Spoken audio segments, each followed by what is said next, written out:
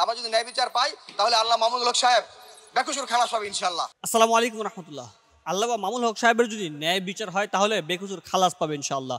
এই কথাটা কিন্তু আল্লামা মামুনুল হক সাহেবের পক্ষে যিনি ওকালতি করতেছে তার মুখের কথা। দর্শক, আমরা বর্তমানে দেখতেছি যারা ইসলামের পক্ষে, ইসলামকে ভালোবাসে, ইসলামটাকে লালন করে, তারা যদি কোনো কিছু অন্যায়কর অপরাধ করে তাহলে কেমন যেন তাদের প্রতি একটু বেশি অত্যাচার, জুলুম, নির্যাতন তাদের পক্ষে হয়ে যায়। আর যারা ইসলামটাকে লালন করে না, যারা ইসলামটা তেমনটা ভালোবাসে না, হয়তো নামে মুসলিম, তার ধর্ম ইসলাম সে স্বীকার করে, কিন্তু তার কার্যকলাপ সব কিছুই কেমন যেন ধর্মের বিরুদ্ধে বা ইসলামের পক্ষে না। এক কথা যেটা আমরা দেখেছি যে শাকিব খান, উনি কিন্তু দুইটা অলরেডি বিয়ে করেছে এবং তার দুইটা বাচ্চা বর্তমানে কিন্তু জীবিত আছে এবং এটা নিয়ে সোশ্যাল মিডিয়ার মাধ্যমে লাড়াচাড়া হচ্ছে। তা নিয়ে কিন্তু এখন পর্যন্ত কোনো সাংবাদিক, তা নিয়ে এখন পর্যন্ত কোনো এমপি, মন্ত্রী, কোনো কেউ কিন্তু প্রশ্ন তোলে নাই যে তোমার কাবিননামা কই।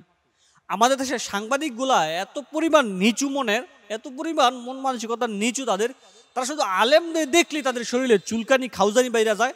আর যারা আলেম না, যারা এই মিডিয়া ইন্ডাস্ট্রি, বিভিন্ন অন্য অন্য ইসলাম পরিপন্থী যারা আছে, তাদেরকে নিয়ে তাদের কোনো অ্যালার্জি নেই।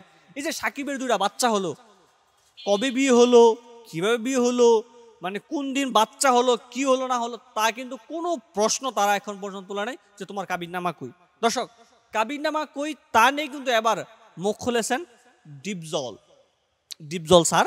দর্শক, ওনার একটি বক্তব্য শোনাবো। ওনার বক্তব্যটা খুবই ভালো লেগেছে আমার কাছে, যে উনি স্পষ্ট করে যে কথাগুলো বলেছেন, এই কথাগুলো কিন্তু সচরাচর কেউ বলতে সাহস পায় না। দর্শক, চলুন আমরা ডিপজল স্যারের সে বক্তব্যটা শুনে আসি। এক হুজুরে গেলো আর বলেছে তোমার বিয়া করছো, তোমার সার্টিফিকেট কই? তো ওর সার্টিফিকেটটা চায় না কেন? যে তোমরা যে বিয়া করছো তোমার সার্টিফিকেটটা কই? কার সার্টিফিকেট? ওই বুবলির, ওই অপু বিশ্বাসের, আর কে কে বিয়া করছে সবগুলো সার্টিফিকেট জোগাইলেই তো হয়। তো এটা নিয়ে মাখামাখিটা না করে একটা পরিবেশ সৃষ্টি করাটা ভালো মনে করি। দর্শক, আপনারা তখন ডিপজল স্যারের সে বক্তব্যটা শুনেছেন। ওনার বক্তব্যটা খুবই স্পষ্ট এবং খুবই গ্রহণযোগ্য, খুবই সুন্দর। কারণ উনি এখানে সত্যি যেই কথাটা, সত্য যে কথাটা, সেটা কিন্তু তিনি এখানে তুলে ধরেছেন। যে এক মাওলানা, এক হুজুর, উনি বিয়ে করেছে, ওনার কাবিননামা খুঁজতেছে, ওনার সার্টিফিকেট খুঁজতেছে। এখানে বুবলি, তারপরে হচ্ছে অপবিশ্বাস, তারা বিয়ে করছে, তাদের সার্টিফিকেট কই, তাদের ইয়া কই। দর্শক, সত্য কখনো চাপা থাকে না, একদিন না একদিন সত্য প্রকাশ হবে, আমরা আশাবাদী। আল্লামা মামুনুল হক সাহেবের মুক্তি হবে ইনশাআল্লাহ একদিন। দর্শক, আল্লামা মামুনুল হক সাহেবের বিরুদ্ধে যে মামলা, যে অভিযোগ, তা আমরা সকলেই হয়তো জানি।